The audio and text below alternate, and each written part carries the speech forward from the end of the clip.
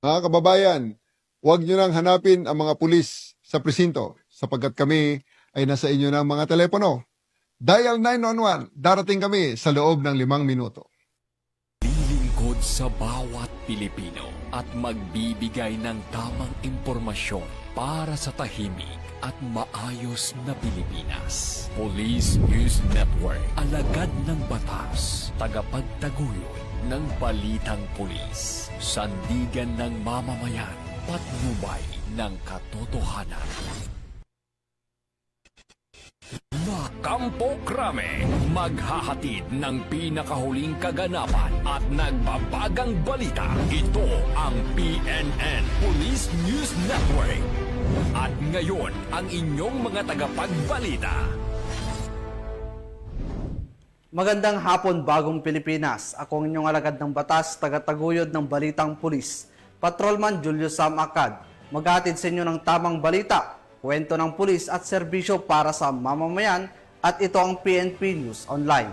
Ang pangunahing balita ng Police News Network, alagad ng batas, tagataguyod ng Balitang Pulis.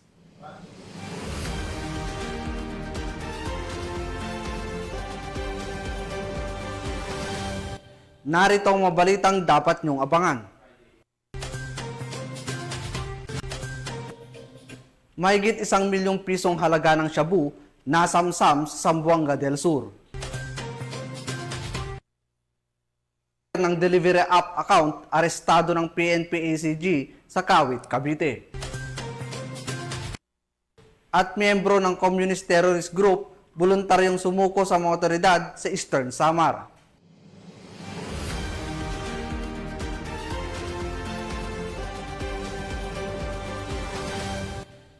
Narito ang mga balitang hatid ng ating PNN correspondents mula sa iba't ibang panig ng bansa.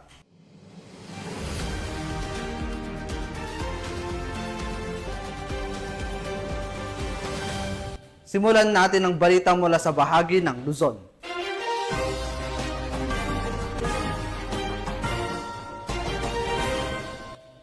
Arestado ang isang suspect na sangkot umano sa hacking ng isang delivery app account sa kinasang operasyon ng Quezon City District Anti-Cybercrime Team sa Kawit, Cavite. Nakumpiska mula sa suspect ang tinatayang 15 milyong piso ang halaga ng nakaw na electronic gadgets at tech products. Tinutukan niya ni Patrolwoman Mary Grace Artizuela. Kahon-kahong high-end security cameras at iba pang tech products na tinatayang nagkakahalaga ng 15 milyong piso ang tumambad sa mga operatiba ng Quezon City District Anti-Cybercrime Team nang pasukin nila ang bahay na ito sa Kawit, Cavite, kung saan dito itinago ng suspect ang mga produktong ninakaw nito. Ayon sa supplier, hindi nakarating sa kanyang customer sa Makati City ang ipinadalang mga produkto mula Quezon City. Sa isinagawang investigasyon, natuklasan na nahack ang delivery account na ginamit sa booking at idinirekta ng suspect ang mga parcel sa kanyang address. 1 hour na nakita ng victim na parang hindi na gumagalaw yung icon. Ang tinawagan nila yung delivery vehicle, ang sabi lang initially ay may binaba din na ibang gamit at mayroong nag-book din, may sinabay. But lumipas na yung 2 oras, hindi pa rin nakarating doon sa Makati. Sa isinagawang follow-up operation ng QCDAC, natunto ng address ng suspect at na-recover ang ilan sa mga ninakaw na parcel. Ayon sa supplier, tinatayang nasa 60% pa lamang ng kabuang halaga ng mga produkto ang naibalik. Nahaharap ngayon ang suspect na kinilalang si alias Bagsik sa kasong paglabag sa Article 310 o Qualified Theft ng Revised Penal Code, kaugnay ng Section 6 ng Republic Act No. 10175 o Cybercrime Prevention Act of 2012. Mula dito sa Campo Crame, ako ang inyong PNN correspondent, Patrolwoman Mary Grace Artizuela, nagbabalita para sa Police News Network, alagad ng batas, tagataguyod ng balita pulis. Maraming salamat, Patrolwoman Artizuela. 2 individual ang naaresto ng operatiba ng Northern Police District Special Operation Unit sa sinagawang entrapment operation laban sa isang illegal na notary public sa Caloocan City. Ang report mula kay Patrolwoman Glazel Ann Esperanza.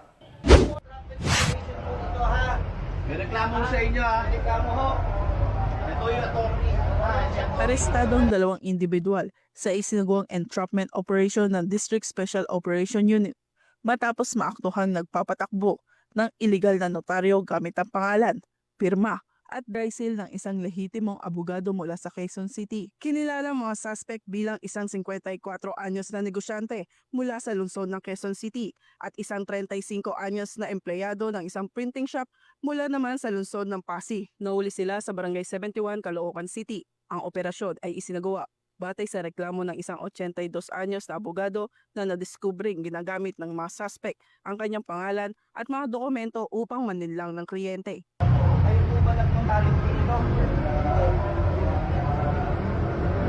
Sa isinagawang entrapment, isang poacher client ang nagkunwaring kliyente at agad na inaresto ang mga suspect matapos ang transaksyon.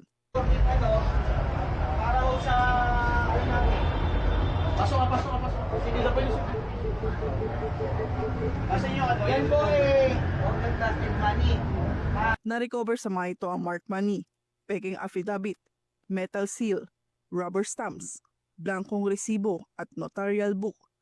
Naharap ang mga suspect sa kasong usurpation of authority, estafa at falsification of documents sa ilalim ng revised penal code.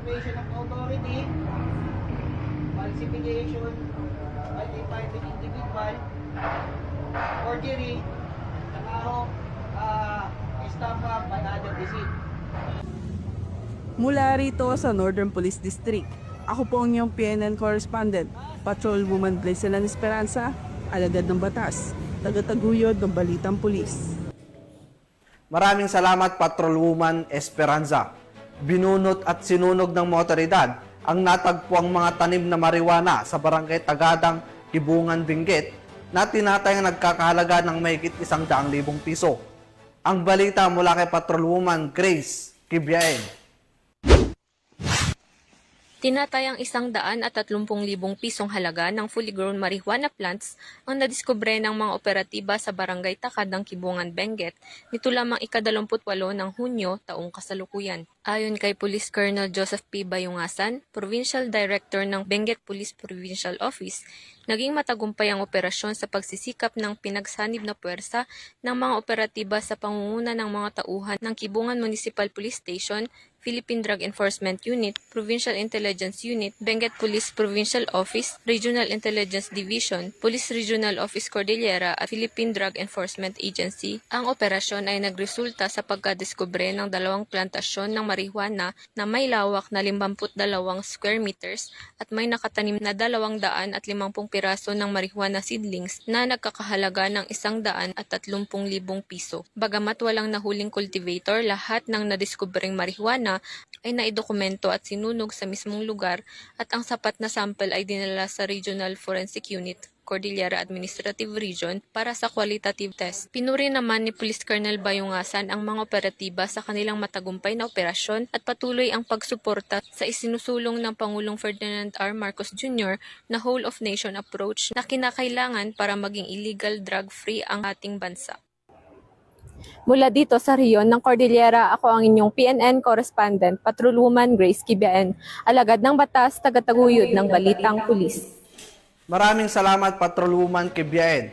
Personal na pinangunahan ni Chief PNP Police General Nicolas Torre III ang inaugurasyon at blessing ng bagong gusali ng Sorsogon City Police Station sa Sorsogon kasama si Senate President Chis Escudero, mga opisyal mula sa PNP, lokal na pamalaan at iba pang stakeholders. Nakibalita dyan si Police Corporal Angeli Torrecampo. Pinangunan ng PNP Chief Police General Nicolas Torre III at Senate President Chis Escudero ang inaugurasyon at blessing ng bagong itinayong gusali ng Sorsogon City Police Station Building sa Barangay Cabidan, Sorsogon City nito lamang Hunyo 29 taong kasalukuyan. Kasama sa mga dumalo si Police Brigadier General Andre Perez Dizon, Regional Director ng Police Regional Office 5 na nanguna sa pagsasakatuparan ng proyektong ito sa tulong ng lokal na pamahalaan at iba't ibang leader ng lalawigan. Kasama din sa dumalo ang mga mahalagang panauhin na sina Sorsogon City Mayor Honorable Maria Esther E. Hamor, Sorsogon Governor Honorable Jose Edwin B. Hamor, 1st District Congresswoman Det Escudero, 2nd District Congressman Huowo Fortes at Police Colonel Alex C. Daniel, Provincial Director, Sorsogon PPO.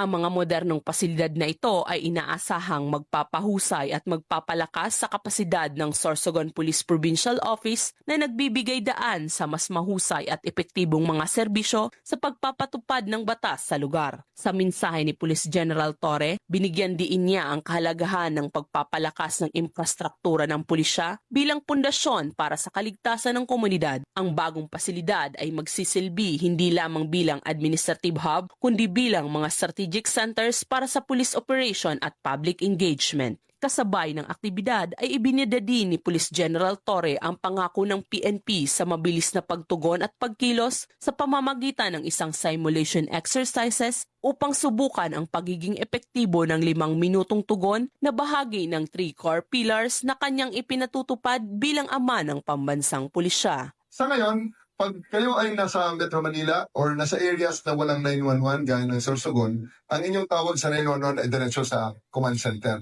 Pagdating sa command center, meron kaming mga communication system doon. Ang isa sa mga communication system ay itong TOC na tinatawag. Allow me to show you one of the things that we are doing. Let me see if I can contact 785 Kaiser 6. Let me show some of the things that we are doing.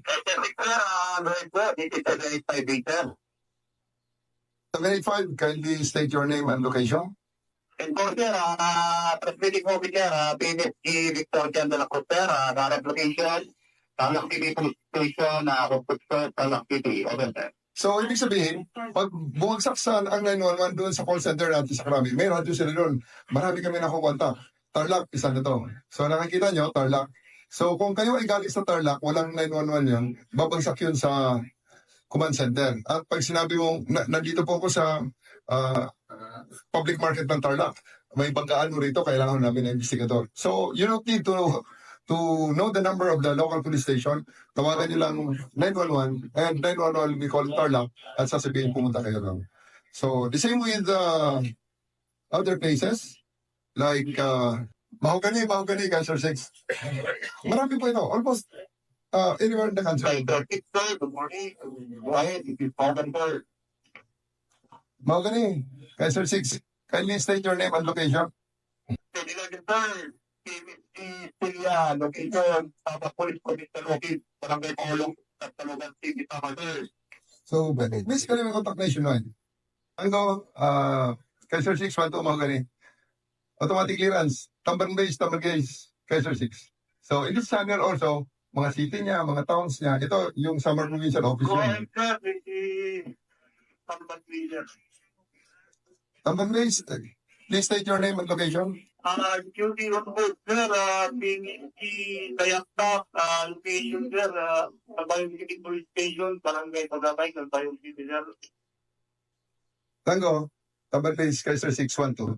So, that's, I hope, I have given the Senate President the glimpse of the service that he is saying.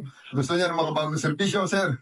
Ito po ang makabagong serbisyo na aming sinimulan at ito ay lalo namin paglilingangin at pagagandahin hanggang sa maibigay namin ang serbisyo na ina-expect. This is already a successful demonstration, pero I want to take it a notch higher. I'll show you yung 5 minutes response. Jubilee Base, Kaiser 6. Just for the record, state your name and location.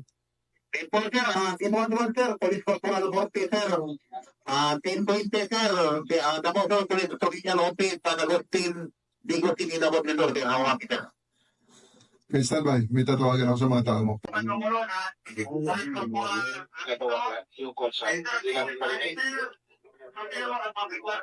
Population, matalaw, dapat dito, sir. Oxygen, 126, pwede pong bumaba ka sa patrol car, harap sa camera, at isang saludo sa ating mga bisita. Copy, sir. Okay. Ganyan po. Maraming salamat. Tango. Good job, carry on. Sa huling bahagi ng kanyang pagbisita ay pinangunahan niya ang command conference sa Sorsogon PPO para suriin ang kahandaan ng mga lokal na unit sa paghawak ng mga real-time na insidente. Kasama niya si Police Brigadier General Andre Perez Dizon, Regional Director, Miyembro ng Regional Command Group, Police Colonel Alex Daniel, Provincial Director Sorsogon PPO, na dinaluhan ng mga opisyales ng mga iba't ibang unit ng kapulisan sa Bicol. Ang kanyang pagbisita ay mag-iiwan ng inspirasyon at ligasiya para sa kapulisan ng Bicol na mas pagbutihin ang pagpapatupad ng kanilang tungkulin na magsisilbi sa bayan at sa mamamayan. Mula dito sa Riyong Bicol, ako ang inyong PNN Correspondent, Police Corporal Angelito Recampo, alagad ng batas, tagataguyod ng Balitang Pulis. Maraming salamat, Police Corporal Recampo, sa kanyang panunungkulan bilang Acting Regional Director ng Police Regional Office 1. Mas pinaigting ni Police Brigadier General Dindo Reyes ang kahandaan ng mga kapulisan sa reyon at pinapailalim ang pakikipag-ugnayan sa komunidad upang mapanatili ang kapayapaan at kaayusan sa reyon. 1. Yan ang balitang hatid ni Police Corporal J.R. Del Mendo. Bilang bahagi ng kanyang patuloy na pagsusumikap na mapaigting ang kahusayan sa operasyon at pagbibigay ng serbisyong pampubliko, nagsagawa ng inspeksyon si Police Brigadier General Dindo R. Reyes, Acting Regional Director ng PRO1 sa mga municipal police stations ng Luna, Balawan at Bacnotan sa lalawigan ng La Union. Sa kanyang pagbisita, masusing sinuri ni Police Brigadier General Reyes ang mga pasilidad, kagamitan at kahandaan ng bawat istasyon upang matiyak ang pagbibigay ng serbisyong pulisya na epektibo, epesyente at nakatuon sa kapakanan ng komunidad. Itinatampok ng aktibidad na ito ang kanyang dedikasyon sa pagbuo ng isang hanay ng kapulisan na maaasahan, malalapitan at mapagkakatiwalaan. Ang inisyatibong ito ay sumusuporta rin sa estratehikong direksyong itinatag ni PNP Chief Police General Nicolas D. Torre III na nakabatay sa kanyang 3 core pillars. Sa kanyang pagbisita sa mga pangunahing istasyon ng pulisya sa bayan ng Luna, Balawan at Bacnotan, muling pinatutuhanan ni Police Brigadier General Reyes ang kanyang hangarin na panatilihin ang pinakamataas na antas ng profesionalismo at serbisyo. Tiniyak niyang ang bawat unit ay nananatiling handa, maaasahan at tunay na katuwang ng publiko sa pagpapanatili ng kaayusan at kapayapaan sa komunidad. Mula dito sa Ilocos Region, ito ang inyong PNN Correspondent, Police Corporal J.R. Del Mendo, alagad ng batas, tagataguyod ng Balitang Pulis. Maraming salamat, Corporal Del Mendo. Tunghayan naman natin ang mga balita mula sa Visayas.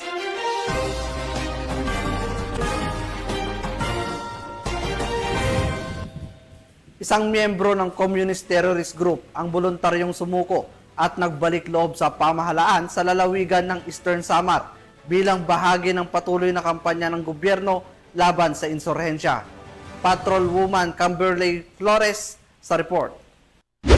Nagbalik loob sa pamahalaan ang isang miyembro ng Communist Terrorist Group sa Barangay Garden Arteche, Eastern Samar. Ang pagbabalik loob ay resulta ng matagumpay na pakikipagnegosasyon ng mga tauhan ng 801st Maneuver Company Regional Mobile Force Battalion 8 kasama ang Provincial Intelligence Team Northern Samar, Regional Intelligence Unit 8, 1st Eastern Samar Provincial Mobile Force Company, Eastern Samar Provincial Intelligence Unit, Criminal Investigation and Detection Group Eastern Samar, PNP Intelligence Group Internal Security Operation Division, 52nd Infantry Battalion, 8th Infantry Division, Philippine Army. Samantala, nakatanggap naman ang nagbalik loob ng agarang tulong pinansyal at food packs mula sa mga kapulisan. Ang nasabing surrendery ay nasa kustodiya ng 801st Maneuver Company RMFB 8 para sa dokumentasyon at facilitation ng kanyang posibleng enrollment sa programa ng ating pamahalaan na Enhanced Comprehensive Local Integration Program o ECLIP. Muling hinihimok ng pambansang pulisya ang iba pang mga miyembro at taga-suporta ng CTGs na iwaksi ang maling ideolohiya at magbalik loob sa gobyerno upang mamuhay ng payapa kasama ang kanilang mga mahal sa buhay.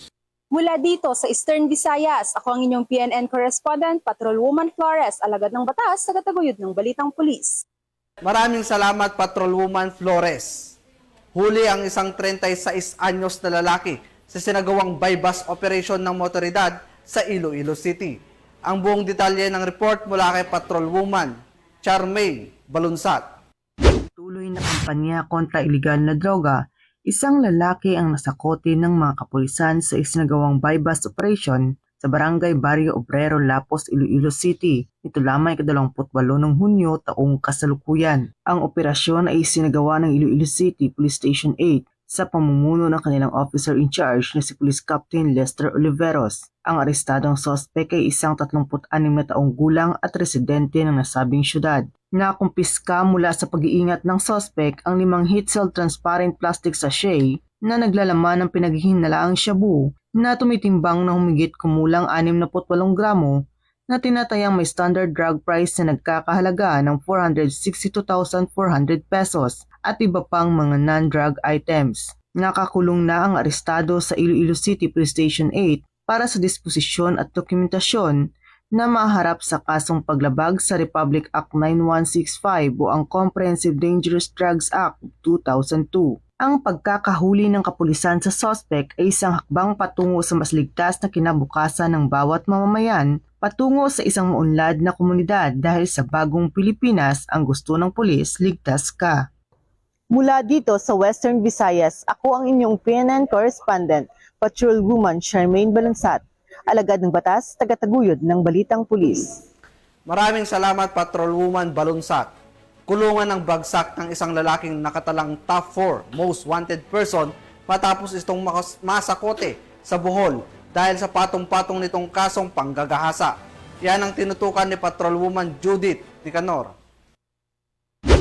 Hawak na ng mga otoridad ang top 4 most wanted person ng Bohol na may kasong 2 counts ng qualified rape at 4 counts ng statutory rape matapos maaresto ng kapulisan ng Pilar sa Purok 1, Pilar, Bohol nito lamang nakaraan. Kinilala ni Police Captain Waldo Sorelis Sabatad, Chief of Police ng Pilar Municipal Police Station, Bohol Police Provincial Office, ang sospek na si Armando, 40 anyos, na residente ng poblasyon Pilar, Bohol. Bandang alas 8:30 ng gabi nang maaresto ng kapulisan ang naturang suspect sa bisa ng warrant of arrest para sa kasong 2 counts ng qualified rape at 4 counts ng statutory rape na inisyu ni Honorable George B. Espinal, Presiding Judge ng 7th Judicial Region of RTC Branch 51, Carmen, Bohol na walang rekomendadong piyansa. Samantala, kasalukuyang nasa kustudiya ng Pilar MPS Custodial Facility Pilar, Bohol ang suspect para sa dokumentasyon at tamang disposisyon.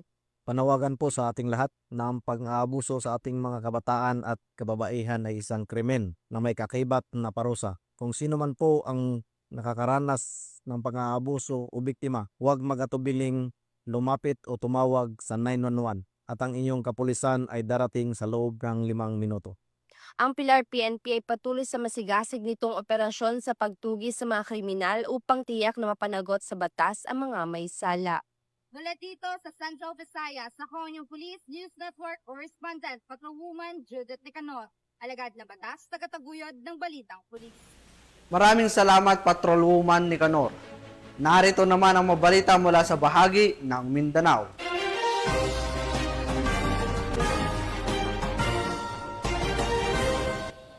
Mahigit 1 milyong pisong halaga ng shabu ang nakumpiska ng mga kapulisan sa kinasang bypass operation sa Zamboanga del Sur.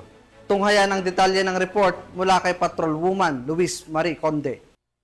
Ang tinatayang 1.3 milyong halaga ng shabu sa isinagawang drug bypass operation ng Special Operation Unit 9 PNP DEG sa ilalim ng pamumuno ni Police Captain J.R.J. Buban at sa pangangasiwa ni Police Colonel Jomari S. Albarico, Commander ng SOU 9, katuwang ang mga tauhan ng Philippine Drug Enforcement Agency 9, Pagadian City Police Station, 902nd Regional Mobile Force Battalion 9 at 1st Provincial Mobile Force Company Zamboanga del Sur sa Purok Riverside, Barangay Santa Lucia, Pagadian City, Zamboanga del Sur nito lamang ika-28 ng Hunyo taong kasalukuyan. Kinilala ng mga otoridad ang mga sospek na sina alias Renren, 26 anyos, walang asawa at alias Simon, 32 anyos, may asawa na parehong residente ng Kapatagan, Lanao del Norte. Nakumpiska sa mga sospek ang 2 large size heat-sealed transparent plastic sachet na hinihinalang shabu at may timbang na 2 gramo at iba pang non-drug evidence. Mahaharap ang mga sospek sa kasong paglabag sa Republic Act 9165 o Comprehensive Dangerous Drugs Act of 2002. Ang mga nakumpiskang ebidensya ay nasa kustudiya ng Special Operation Unit 9 para sa agarang pagsusuri, samantalang ang mga sospek ay kasalukuyang nasa kustudiya ng Pagadian City Police Station para sa dokumentasyon at tamang disposisyon. Patunay lamang na ang pambansang pulisya ng Pilipinas, katuwang ibang ahensya ng pamahalaan, ay hindi nagpapabaya sa kanilang sinumpaang tungkulin na huli ng mga taong tiwalag sa batas, mapanatiling ligtas iligtas ang komunidad at ipatupad ang kapayapaan ng bansa para sa umuunlad na bagong Pilipinas. Mula dito sa Zamboanga Peninsula, ako ang inyong PNN correspondent, Patrolwoman Luis Mariconde, alagad ng batas, tagataguyod ng balitang pulis. Maraming salamat, Patrolwoman Conde. Kalaboso ang isang drug suspect matapos maaresto sa kinasang bypass operation ng mga otoridad sa lalawigan ng Davao Oriental. Nakatutok dyan si Patrolwoman Daphne Pasaol. Arestado ang isang lalaki na kinilalang si alias JR, 32 anyos, ay sinagawang bypass operation ng Banay-Banay Municipal Police Station nitong Hunyo taong kasalukuyan sa Purok 1, Barangay Kabangkalan, Banay-Banay, Davao Oriental.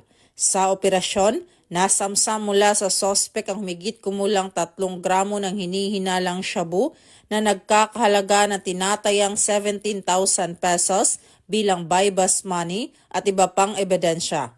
Nahaharap ngayon si alias JR sa kasong paglabag sa Republic Act 9165 o Comprehensive Dangerous Drugs Act of 2002. Tuloy-tuloy naman ang pagsusumikap ng Police Regional Office 11 sa kanilang pinalakas na kampanya kontra iligal na droga bilang bahagi ng kanilang pangakong panatilihin ng kaayusan at seguridad ng mamamayan. Mula dito sa Davao Oriental Police Provincial Office, ako ang inyong PNN correspondent, Patrolwoman Daphne Pasaol, alagad ng batas, tagataguyod ng balitang pulis. Maraming salamat, Patrolwoman Pasaol. At para sa ating huling balita, isinagawa kamakailan ang Regional Coordinating Conference sa Cotabato City bilang paghahanda para sa kauna-unahang parliamentary election ng Bangsamoro Autonomous Region in Muslim Mindanao. Narito ang report mula kay Patrolwoman Judy Ann Alibo. Nagsagawa ang Commission on Elections ng paghahanda para sa kauna-unahang Bangsamoro Autonomous Region in Muslim Mindanao Parliamentary Elections na itinakda sa darating na Oktubre, 13 taong kasalukuyan sa 6th Infantry Division Headquarters Awang Datu Udin Sinsiwat, Maguindanao del Norte. Nito lamang 25 ng Hunyo taong kasalukuyan. Isinagawa ang Regional Coordinating Conference sa pangunguna ni COMELEC Chairman Erwin George Garcia, katuwang ang mga miyembro ng Regional Joint Security Control Center, Police Brigadier General Jason C. D. Guzman, Regional Director ng PROBAR, Armed Forces of the Philippines at Philippine Coast Guard, mga kinatawan mula sa PPCRV civil society organizations at mga lokal na opisyal ng pamahalaan. Layunin ng pagpupulong ang pagpapalitan ng impormasyon, presentasyon ng mga security preparations at deployment plans at pagtugon sa mga posibleng hamon sa halalan, mga plano at estratehiya upang matiyak ang mapayapa, maayos at ligtas na halalan. Ang pagpupulong na ito ay nagpapakita ng malawakang pagtutulungan ng COMELEC at mga ahensya ng pangsiguridad upang matiyak ang malinis, tapat na halalan sa rehiyon, alinsunod sa adhikain ng bagong Pilipinas na isinusulong ng pamahalaan. Alam naman natin yung mga risk na kinakaharap nila. And ang PNP po, sabi nga po, mandate po namin yan to protect and to serve. So talagang kung pinakailangan pong bigyan sila, we will provide. Ganyan din naman po yung mandate sa atin ng ating bagong Chief PNP. Kailangan masiguro natin ang eleksyon dito mag-materialize. Kailangan matuloy yung eleksyon dito sa park. Kaya lang kailangan, as far as their security is concerned, gagawin po natin ang ibibigay po natin. Mula rito sa riyon ng Bangsamoro, ako ang inyong PNN correspondent, Patrolwoman Judy Ann Alibo, alagad ng batas, tagataguyod ng balitang pulis. Maraming salamat, Patrolwoman Alibo. At yan ang mga balitang nakalap ng ating PNN correspondents mula Luzon, Visayas at Mindanao. Sa ngalan ng pamunuan ng Philippine National Police, sa pangunguna ni PNP Chief Police General Nicolas Torre III at sa pamumuno ni President Ferdinand Bongbong Marcos Jr., kami ay maglilingkod sa bawat Pilipino at magbibigay ng tama at balanseng balita. Dahil dito, sa bagong Pilipinas, ang gusto ng pulis, ligtas ka. At bilang bahagi ng mas pinabilis at pinalawak na emergency response system, muli namin ipinapaalala ang panawagan ni Chief PNP na huwag nyo nang hanapin ang mga pulis sa mga presinto sapagkat sila ay nasa inyo ng mga telepono. Dial 911, darating sila sa loob ng 5 minuto. Ang 911 ay bukas 24/7, maaaring tumawag kahit walang load at handang tumugon sa anumang uri ng emergency. Ipagbigay alam sa inyong pamilya, kaibigan at komunidad sa panahon ng pangangailangan. 911 ang inyong katuwang. Mula rito sa tanggapan ng tagapag-ugnay ng pambansang pulisya, ako ang inyong alagad ng batas, tagataguyod ng Balitang Pulis, Patrolman Julius Sam Acad, maghahatid ng tamang balita, kwento ng pulis at serbisyo para sa mamamayan, at ito ang PNP News Online, ang pangunahing balita ng Police News Network.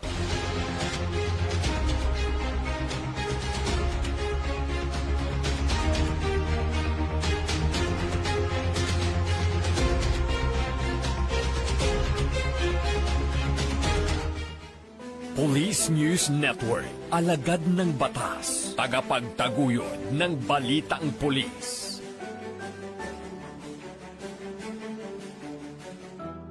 Mga kababayan, huwag nyo nang hanapin ang mga pulis sa presinto sapagkat kami ay nasa inyo ng mga telepono. Dial 911, darating kami sa loob ng 5 minuto.